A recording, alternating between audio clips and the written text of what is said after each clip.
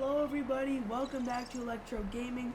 Today we're going to be playing Subnautica, and this is going to be episode 4 of Subnautica. Now let's not waste any more time and jump right into the game, and we have a radio message right off the bat, so let's listen. This is Sunbeam. You know Aurora. We're from a little transgov on the far side of Andromeda, and we have a saying there. There's no bad without the good, no good without the bad. Sounds like you tasted a bunch of the former, but that only means you're overdue a whole lot of the latter. Might just be we're in. We're scanning for somewhere to park. We'll be in touch when we find it. Sunbeam out. Okay, so it looks like Sunbeam is really close, so they're actually going to come save us really soon. So that's good. So I don't know if you guys remember, but in the last episode, I placed down a beacon at this cave. I think it was called the Jelly Shroom caves, and it was really deep.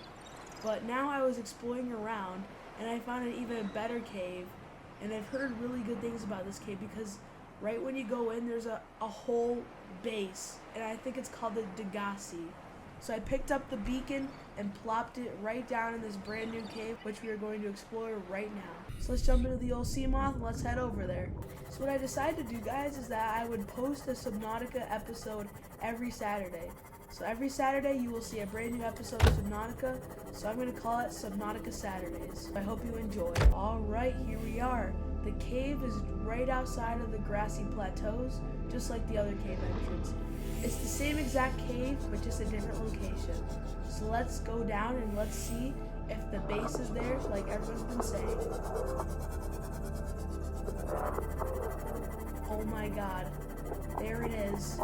And this is my very first time coming in here. Maximum depth reached. Hull damage imminent. I've heard there are very bad things in here, and those bad things are crab snakes, and that right there is a crab snake. So I'm gonna park my sea moth up here, so nothing bad happens. The conditions in this cave support a microcosm of unique, possibly predatory life forms. Detecting an artificial structure somewhere in the region, passing 200 meters. Oxygen efficiency greatly decreased. Now let's hit him before he sees us. Alright, what's in here? PDA? Integrating new PDA data. Alright, we are inside of the base and there are jellyfish hanging down, so I'm going to scan it. A droopy stinger, nice.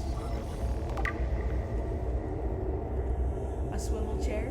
A water filtration machine. I'll go ahead and scan this. Okay, these roars are definitely scaring me. 30 seconds. Alright, I'm trying to do this quickly. Integrating new PDA data. Another PDA in this locker. Data box.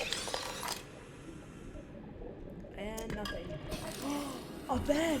Let's scan this! Now we can sleep, I think. New blueprint acquired. And another PDA. Integrating new PDA data. This is crazy. I don't know how the base got down here. I don't know how they lived in here, but this is absolutely nuts. I'm upstairs in the observatory and there's another abandoned PDA. Integrating new PDA data. And I'm pretty sure that's everything here. That is incredible. Look at the size of these jelly shrooms. They're massive. I'm pretty sure they're just mushrooms made out of jelly. I've also heard there's rare resources down here, so we'll have to come back if we need to. Alright, but other than that, there's nothing else down here. Let's book. Wow, what a way to start out this episode. We got a bed now, so I think we can sleep and not have to worry about the nighttime when there's nasties out. Alright, so next order of business is make a base. I know this sounds crazy, but we are going to make a base. Because I've heard that you can make a base using something called a habitat builder. So that is exactly what we're going to do. And already it looks like we have enough for it. A computer chip, a wiring kit, and a battery already. So let's craft it. Alright. The Builder tool is designed to construct habitats capable of withstanding extreme environmental conditions. Alright, so here it is. So, oh my god. This is how we can make a base. This construction menu gives us all of these different sort of options to make a base. This is awesome. And I think where we're gonna put our base is right somewhere along here.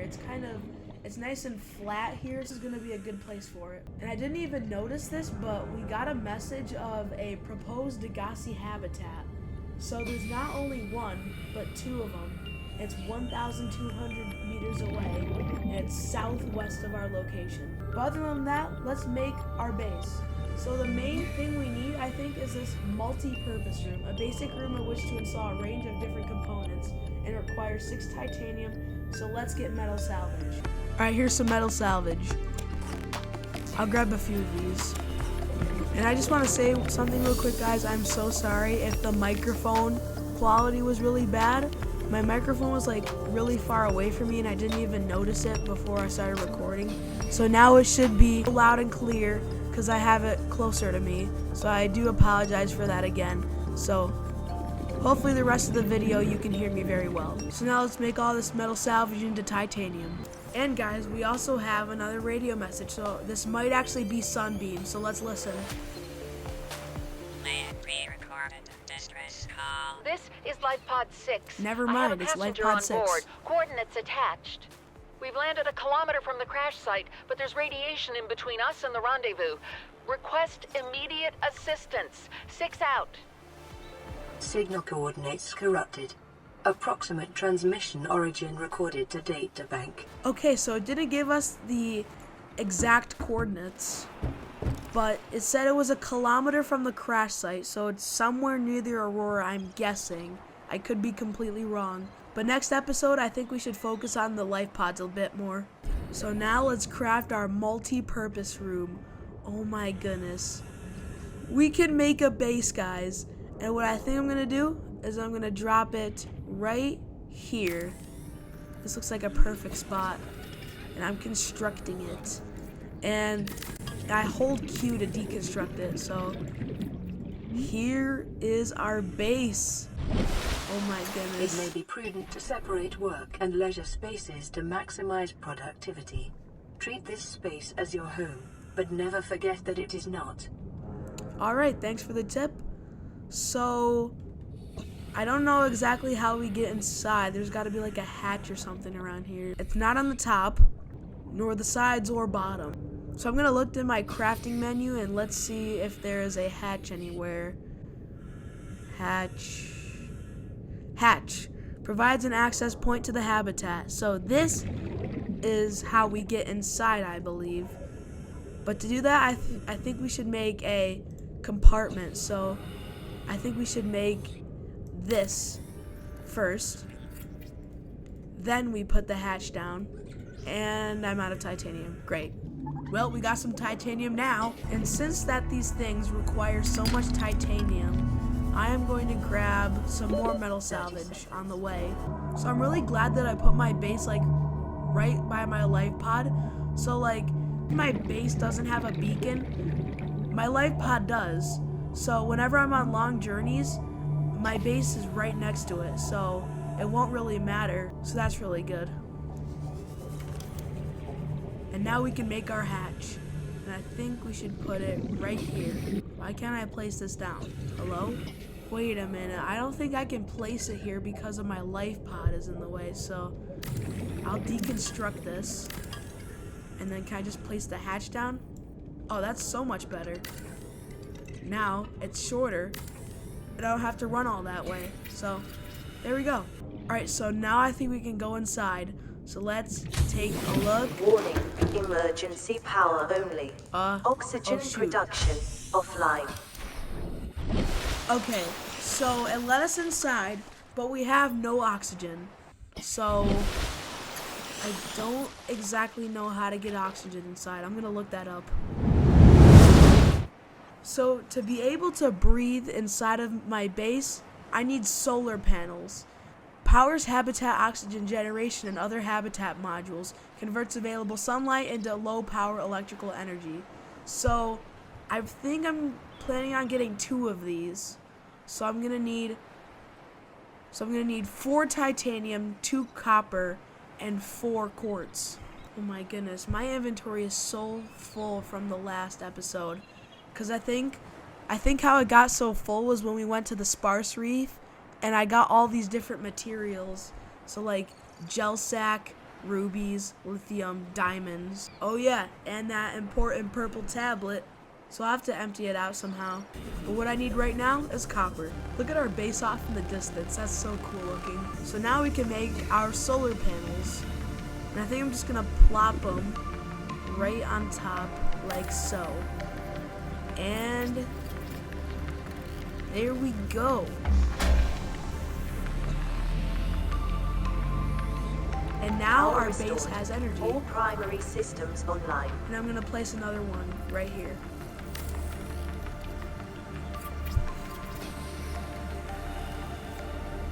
Alright, now our base has power. Now we should have some oxygen inside. Welcome aboard, Captain. Alright, now we have oxygen and the lights are on. So let's see what we can put inside our base. We can put in a fabricator, a radio, a medical kit fabricator, wall locker, aquarium, and an indoor grow bed.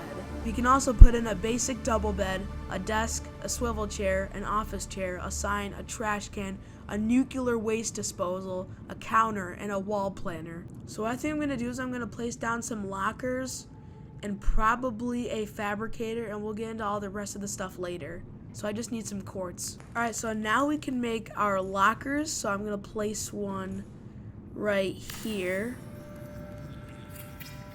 and one right here. There we go. Now we have our lockers. So I think one is gonna be just regular things and another is gonna be like valuables. And we can make signs so we know which is which requires copper wire, but we'll do that later. And I'll go ahead and make a fabricator. Alright, so I'm gonna put it right here. It's gonna be so much better without having to go into my life pod and everything. Now I can just go into my base, and a fabricator is going to be right here. I think we should also make a radio, but we'll do that later. What I do want to try and make is this grav trap thing. Uses artificial gravity to attract light objects and small creatures. So what I think this does is that it will like lure in all these fish so I don't have to like chase them around and everything. So I can just grab food with ease. Alright, I just grabbed some titanium and now we can make our grav trap. So I'm really excited for this because I don't have to keep chasing fish around anymore. And now they come to me.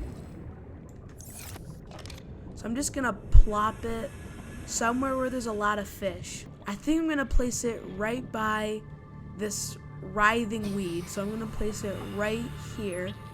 And now, look at that. Now it grabs any small objects in the area so I don't have to keep chasing them. Look at this. Bam, bam, bam, bam. Isn't that awesome or what? This is probably my new favorite invention so far. So I'm gonna put in my storage all these valuables that I think will be necessary for the future. Remember how I said I was gonna make the radio later? Change of plans. I have the materials right with me and I'm just gonna make it right now so I don't have to worry about it next time. So let's craft this. And right here, I think should go a medical kit fabricator, so I'll go make that right now. Guys, I found a laser cutter fragment. I'm gonna scan it and hopefully I can unlock it, maybe. Yes, now we unlock the laser cutter. New blueprint acquired. And what I'm basically doing is trying to find some sandstone, specifically silver ore, so I can make medical kit fabricator. Now we can make our med kit fabricator. This is awesome. So we can get free med kits, I think every like 10 minutes or so. And we have a radio message, so let's listen. Aurora, we're approaching the planet now. Oh my There's a God. landing site for you that's, well, it's better than the alternatives. We've sent you the coordinates.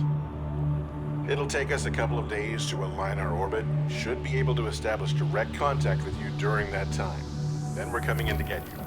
Cross your fingers, the weather holds. Don't leave us waiting. Sunbeam out. Oh my God. So on the right side of my screen, there's a timer. So in exactly 40 minutes, Sunbeam is about to arrive. And there's a whole beacon that says Sunbeam Landing Site, 1,175 meters away. This is amazing. We're going to definitely do this next episode. Alright, so unfortunately I am all out of time for today. So in this episode we explored the Degasi base and the Jelly Shroom caves, which had a ton of PDAs, a water filtration system, and a data box. And the best part is we got a bed, which is going to be amazing. Next episode we're going to add on to our base. We're going to head to Life Pod 13 and Life Pod 6 if we can find it, since the coordinates kind of got funked up. We found the laser cutter fragment. We made a whole entire base, which is amazing. And we also made a grav trap, which sucks in all the fish, so we don't have to worry about running around and trying to get fish. So I hope you enjoyed this episode of Subnautica. Next time we will head to the Sunbeam Landing Site, which hopefully we can get rescued and will not have to live on this boring planet. Can get saved and head the heck out of here. Please hit the like and subscribe button, and especially hit the bell icon so you never miss an upload by me. But anyways, I hope you enjoyed this episode of Subnautica, and I will see you in the next one. See you later.